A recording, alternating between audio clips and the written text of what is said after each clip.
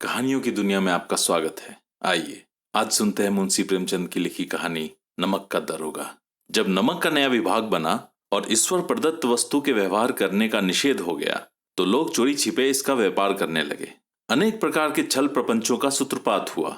कोई घूस से काम निकालता था, कोई चालाकी से। अधिकारियों के पौ 12 थे। पटवारीगिरी का सर्व सम्मानित पद छोड़ छोड़कर लोग इस विभाग की बरकंदाजी करते थे। इसके दरोगा पद के लिए तो वकीलों का भी जी ललचाता था। यह वह समय था जब अंग्रेजी शिक्षा और ईसाई मत को लोग एक ही वस्तु समझते थे। फारसी का प्राबल्य था। प्रेम की कथाएं और श्रृंगार रस के काव्य पढ़कर फारसिंदा लोग सर्वोच्च पदों पर नियुक्त हो जाया करते थे। मुंशी वंशीधर भी जुलेखा की विरह कथा समाप्त करके सीरी और फरहाद के प्रेम वृत्तांतों को, नल और नील की लड़ाई और अमेरिका के आविष्कारों से अधिक महत्व की बातें समझते हुए रोजगार की खोज में निकले। उनके पिता एक अनुभवी पुरुष थे। समझाने लगे, बेटा घर की दुर्दशा देख रहे हो, ऋण के बोझ से दबे हुए लड़कियां हैं, वे घास फूस की तरफ बढ़ती चली जाती हैं। मैं कगारे पर का वृक्ष हो रहा हूं, न मालूम कब गिर पड़ूं। अब तुम ही इस घर के मालिक मुख्तार हो। नौकरी में ओहदे की ओर ध्यान मत देना, यह तो पीर का मजार है। निगाह चढ़ावे और चादर पे रखनी चाहिए। ऐसा काम ढूंढना जहां कुछ ऊपरी आय हो। मासिक वेतन तो पूर्णमासी का चांद है, जो एक दिन दिखाई देता है और घटते घटते लुप्त हो जाता है। ऊपरी आय बहता हुआ स्रोत है जिससे सदैव प्यास बुझती है। वेतन मनुष्य देता है, इसी से उसमें वृद्धि नहीं होती। ऊपरी आमदनी ईश्वर देता है, इसी से उसकी बरकत होती है। तुम स्वयं विद्वान हो, तुम्हें क्या समझाऊं। इस विषय में विवेक की बड़ी आवश्यकता है। मनुष्य को देखो, उसकी आवश्यकता को देखो और अवसर को देखो। उसके उपरांत जो उचित समझो करो। गरज वाले आदमी के साथ कठोरता करने में लाभ ही लाभ है, लेकिन बेगरज को दांव पर पाना जरा कठिन है। इन बातों को निगाह में बांध लो, यही मेरे जन्म भर की कमाई है। इस उपदेश के बाद पिताजी ने आशीर्वाद दिया। वंशीधर आज्ञाकारी पुत्र थे। ये बातें ध्यान से सुनी और तब घर से चल खड़े हुए। इस विस्तृत संसार में उनके लिए धैर्य अपना मित्र, बुद्धि अपनी पथ प्रदर्शक और आत्मावलंबन ही अपना सहायक था। लेकिन अच्छे सकून से चले थे। जाते ही जाते नमक विभाग के दरोगा पद पे प्रतिष्ठित हो गए। वेतन अच्छा और ऊपरी आय का तो ठिकाना ही न था। वृद्ध मुंशी जी को सुख संवाद मिला तो वो फूले न समाये। महाजन कुछ नरम पड़े। कलवार की आशा लता लहलहाई। पड़ोसियों के हृदय में सूल उठने लगे। जाड़े के दिन थे और रात का समय। नमक के सिपाही चौकीदार नशे में मस्त थे।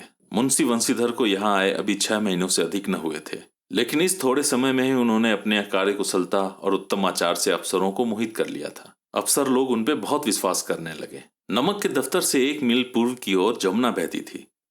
उस पर नावों का एक पुल बना हुआ था। दरोगा जी किवाड़ बंद किए मीठी नींद सो रहे थे। अचानक आंख खुली तो नदी के प्रवाह की जगह गाड़ियों की गड़गड़ाहट तथा मल्लाहों का कोलाहल सुनाई दिया। उठ बैठे। इतनी रात गए गाड़ियां क्यों नदी के पार जाती हैं? अवश्य कुछ न कुछ गोलमाल है। तर्क ने भ्रम को पुष्ट किया। वर्दी पहनी, तमंचा जेब में रखा और बात ही बात में घोड़ा बढ़ाए हुए पुल पर आ पहुंचे। गाड़ियों की एक लंबी कतार पुल के पार जाती दिखी। डांट कर पूछा, किसकी गाड़ियां हैं? थोड़ी देर तक सन्नाटा रहा। आदमियों में कुछ कानाफूसी हुई। तब आगे वाले ने कहा, पंडित आलोपदीन की। कौन पंडित आलोपदीन? दातागंज के मुंशी वंशीधर चौके। पंडित आलोपदीन इस इलाके के सबसे प्रतिष्ठित जमींदार थे। लाखों रुपए का लेन देन करते थे। इधर छोटे से बड़े कौन ऐसे थे जो उनके ऋणी न हो। व्यापार भी बड़ा लंबा चौड़ा था। बड़े चलते पुर्जे आदमी थे। अंग्रेज अफसर उनके इलाके में शिकार खेलने आते और उनके मेहमान होते। 12 मास सदाव्रत चलता था। मुंशी ने कहा, गाड़ियां कहाँ जाएंगी? उत्तर मिला, कानपुर। लेकिन इस प्रश्न पर कि इनमें क्या है, सन्नाटा छा गया। दरोगा साहब का संदेह और भी बढ़ा। कुछ देर तक उत्तर की बाट देखकर वह जोर से बोले, क्या तुम सब गूंगे हो? हम पूछते हैं इसमें क्या लदा है? जब इस बार भी कोई उत्तर न मिला तो उन्होंने घोड़े को एक गाड़ी से मिलाकर बोरे को टटोला। भ्रम दूर हो गया। पंडित आलोपदीन अपने सजीले रथ पे सवार कुछ सोते कुछ जागते चले आते थे। अचानक कई गाड़ी वालों ने घबराए हुए आकर जगाया और बोले, महाराज, दरोगा ने गाड़ी रोक दी है और घाट पे खड़े आपको बुलाते हैं।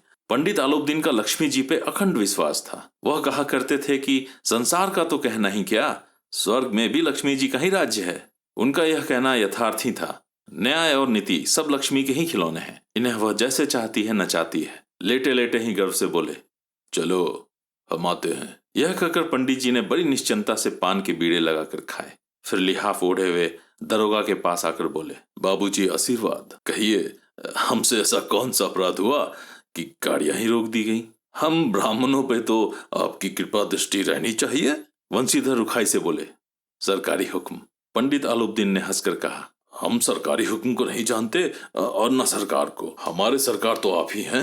हमारा और आपका तो घर का मामला है, हम कभी आपसे बाहर हो सकते हैं? आपने व्यर्थ का ही कष्ट उठाया। यह हो ही नहीं सकता कि इधर से जाएं और इस घाट के देवता को भेंट न चढ़ाएं। मैं तो आपकी सेवा में स्वयं ही आ रहा था। वंशीधर पे ऐश्वर्य की मोहिनी वंशी का कुछ प्रभाव न पड़ा। ईमानदारी की नई उमंग थी। कड़क कर बोले, हम इस नमक हरामों में नहीं हैं जो कौड़ियों पर अपने ईमान बेचते फिरते हैं। आप इस समय हिरासत में हैं, आपको कायदे के अनुसार चलना होगा। बस, मुझे अधिक बातों की फुर्सत नहीं है। जमादार बदलू सिंह, तुम इन्हें हिरासत में लो, मैं हुक्म देता हूं। पंडित आलुद्दीन स्तंभित हो गए। गाड़ी वालों में हलचल मच गई। पंडित जी के जीवन में कदाचित यह पहला ही अवसर था कि पंडित जी को ऐसी कठोर बातें सुननी पड़ी। बदलू सिंह आगे बढ़ा, किंतु रोब के मारे यह साहस न हुआ कि उनका हाथ पकड़ सके। पंडित जी ने धर्म को धन का ऐसा निरादर करते कभी न देखा था। विचार किया कि यह अभी उद्दंड लड़का है, माया मोह के जाल में अभी नहीं पड़ा, अल्हड़ है, झिझकता है। बहुत दिन भाव से बोले, बाबू साहब ऐसा ना कीजिए, हम मिट जाएंगे, इज्जत धूल में मिल जाएगी। हमारा अपमान करने से आपके हाथ क्या आएगा? हम किसी तरह आपसे बाहर थोड़े ही हैं। वंशीधर ने कठोर स्वर में कहा, हम ऐसी बातें नहीं सुनना चाहते। आलोपदीन ने जिस सहारे को चट्टान समझ रखा था वह पैरों के नीचे खिसकता हुआ मालूम हुआ। स्वाभिमान और धन ऐश्वर्य की कड़ी चोट लगी, किंतु अभी तक धन की सांख्यिक शक्ति का पूरा भरोसा था। अपने मुख्तार से बोले, लाला जी, 1000 के नोट बाबू साहब को भेंट करो, आप इस समय भूखे सिंह हो रहे हैं। वंशीधर ने गर्म होकर कहा, 1000 नहीं, 1,00,000 भी मुझे सच्चे मार्ग से नहीं हटा सकते। धर्म की इस बुद्धिहीन दृढ़ता और देव दुर्लभ त्याग पर मन बहुत ही झुंझलाया। अब दोनों शक्तियों में संग्राम होने लगा। धन ने उछल उछल के आक्रमण करने शुरू किए। 1 से 5, 5 से 10, 10 से 15, 15 से 20,000 तक नौबत पहुंची, किंतु धर्म अलौकिक वीरता के साथ बहुसंख्यक सेना के सम्मुख अकेला पर्वत की भांति अटल अविचलित खड़ा था। आलोपदीन निराश होकर बोले, अब इससे अधिक मेरा साहस नहीं, आगे आपको अधिकार है। वंशीधर ने अपने जमादार को ललकारा। बदलू सिंह मन में दरोगा जी को गालियां देता हुआ पंडित आलोपदीन की ओर बढ़ा। पंडित जी घबरा कर 2-3 कदम पीछे हट गए। अत्यंत दीनता से बोले, बाबू साहब, ईश्वर के लिए मुझ पे दया कीजिए, मैं 25,000 पर निपटारा करने को तैयार हूँ। असंभव बात है। 30,000 पर? किसी तरह भी संभव नहीं। क्या 40,000 पर भी नहीं? 40,000 नहीं, 40 लाख पर भी असंभव है। बदलू सिंह, इस आदमी को हिरासत में लो, अब मैं एक शब्द भी नहीं सुनना चाहता। धर्म ने धन को पैरों तले कुचल दिया। आलोपदीन ने एक हृष्ट पुष्ट मनुष्य को हथकड़िया लिए हुए अपनी ओर आते देखा। चारों ओर निराश और कातर दृष्टि से देखने लगे। उसके बाद मूर्छित होकर गिर पड़े। दुनिया सोती थी पर दुनिया की जीव जागती थी। सवेरे देखिए तो बालक वृद्ध सबके मुंह से यही बात सुनाई देती थी। जिसे देखिए वही पंडित जी के इस व्यवहार पर टीका टिप्पणी कर रहा था। निंदा की बौछारें हो रही थी। मानो संसार से अब पापी का पाप कट गया। पानी को दूध के नाम से बेचने वाले ग्वाला, कल्पित रोजाना मचे भरने वाले अधिकारी वर्ग, रेल में बिना टिकट सफर करने वाले बाबू लोग, जाली दस्तावेज बनाने वाले सेठ और साकार, यह सब के सब देवताओं की भांति गर्दनें चला रहे थे। जब दूसरे दिन पंडित आलोपदीन अभियुक्त होकर कांस्टेबल के साथ हाथों में हथकड़ियां, हृदय में ग्लानि और क्षोभ भरे, लज्जा से गर्दन झुकाए अदालत की ओर चले तो सारे शहर में हलचल मच गई। मेलों में कदाचित आंखें इतनी व्यग्र न होती होंगी। भीड़ के मारे छत और दीवार में कोई भेद न रहा। किंतु अदालत में पहुंचने की देर थी। पंडित आलोपदीन इस अगाध वन के सिंह थे। अधिकारी वर्ग उनके भक्त, अमले उनके सेवक, वकील मुख्तार उनके आज्ञा पालक और अर्दली, चपरासी तथा चौकीदार तो उनके बिना मोल के गुलाम थे। उन्हें देखते ही लोग चारों तरफ से दौड़े। सभी लोग विस्मित हो रहे थे। इसलिए नहीं कि आलोपदीन ने यह कर्म किया, बल्कि इसलिए कि वह कानून के पंजे में कैसे आए।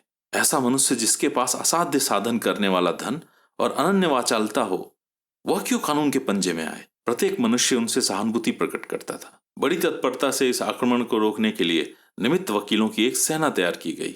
न्याय के मैदान में धर्म और धन में युद्ध ठन गया। वंशीधर चुपचाप खड़े थे। उनके पास सत्य के सिवा न कोई बल था, न स्पष्ट भाषण के अतिरिक्त कोई शस्त्र। गवाह थे किंतु लोभ से डांवाडोल। यहां तक कि मुंशी जी को न्याय भी अपनी ओर कुछ खिंचा हुआ दिख पड़ता था। वह न्याय का दरबार था, किंतु पक्षपात और न्याय का क्या मेल।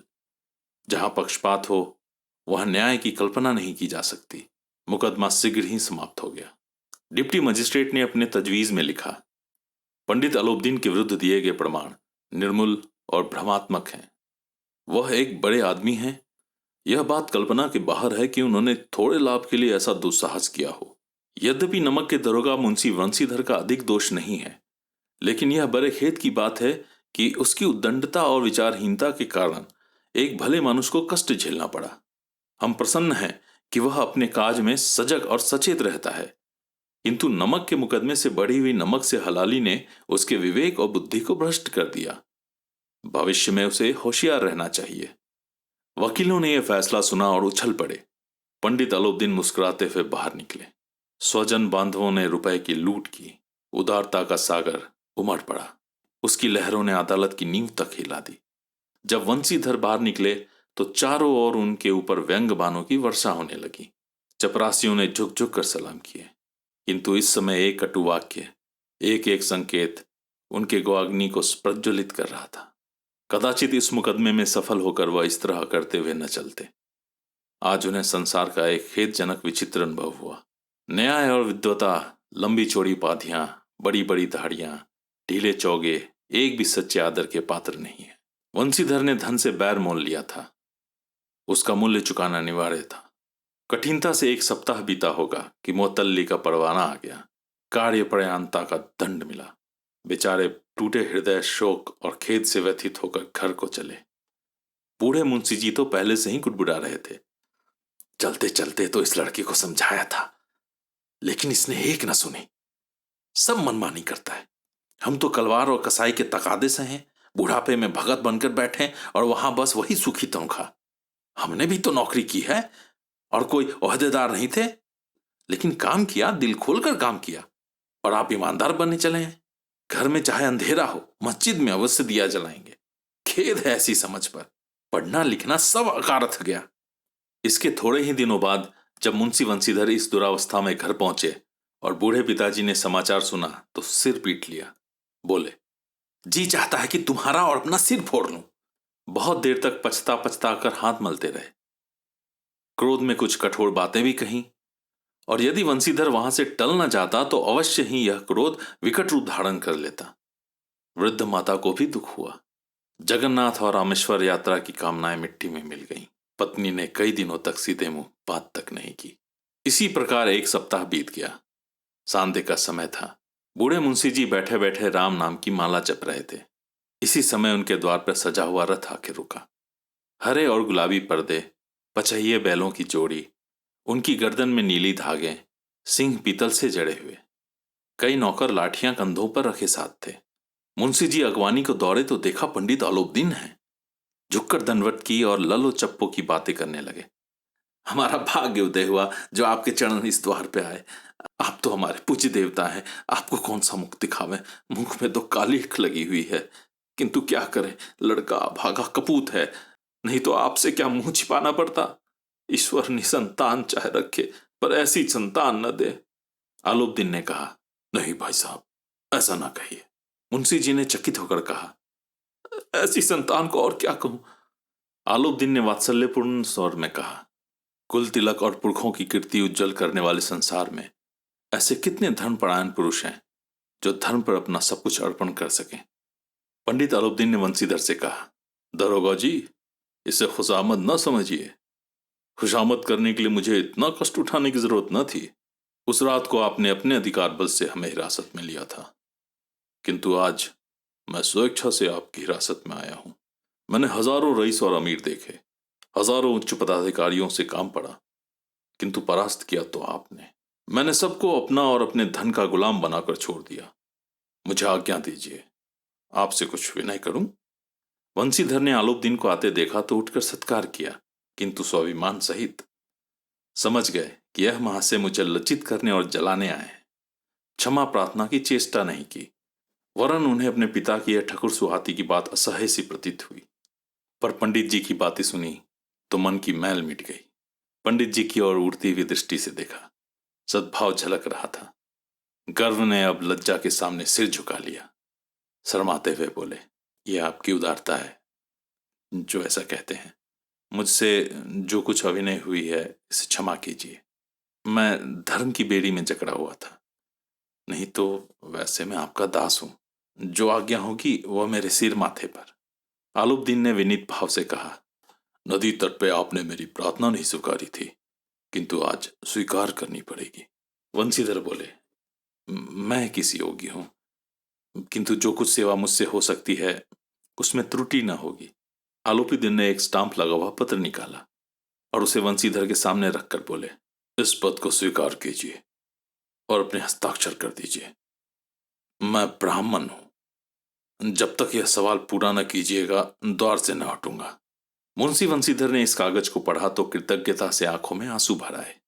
पंडित आलोपीदीन ने उन्हें अपनी सारी जायदाद का स्थायी मैनेजर नियत किया था। 6,000 वार्षिक वेतन के अतिरिक्त रोजाना खर्च अलग, सवारी के लिए घोड़ा, रहने को बंगला, नौकर चाकर मुफ्त। कंपित स्वर में बोले, पंडित जी, मुझ में इतनी सामर्थ्य नहीं है कि मैं आपकी उदारता की प्रशंसा कर सकूं, किंतु ऐसे उच्च पद के योग्य नहीं हूं मैं। आलोपीदीन हंसकर बोले, मुझे इस समय एक अयोग्य मनुष्य की ही जरूरत है। वंशीधर ने गंभीर भाव से कहा, यो मैं आपका दास हूं। आप जैसे कीर्तिवान सज्जन पुरुष की सेवा करना मेरे लिए सौभाग्य की बात है, किंतु मुझ में न विद्या है, न बुद्धि, न वह स्वभाव जो इन त्रुटियों की पूर्ति कर देता है। ऐसे महान कार्य के लिए एक बड़े मर्मज्ञ अनुभवी मनुष्य की जरूरत है। आलोपीदीन ने कलमदान से कलम निकाली और उसे वंशीधर के हाथ में देकर बोले, न मुझे विद्वान की चाह है, न अनुभव की, न मर्मज्ञता की और न कार्यकुशलता की। इन गुणों के महत्व को खूब पा चुका हूं। अब सौभाग्य ने मुझे यह मोती दे दिया जिसके सामने योग्यता और विद्वता की चमक फीकी पड़ जाती है। यह कलम लीजिए, अधिक सोच विचार न कीजिए, दस्तखत कर दीजिए।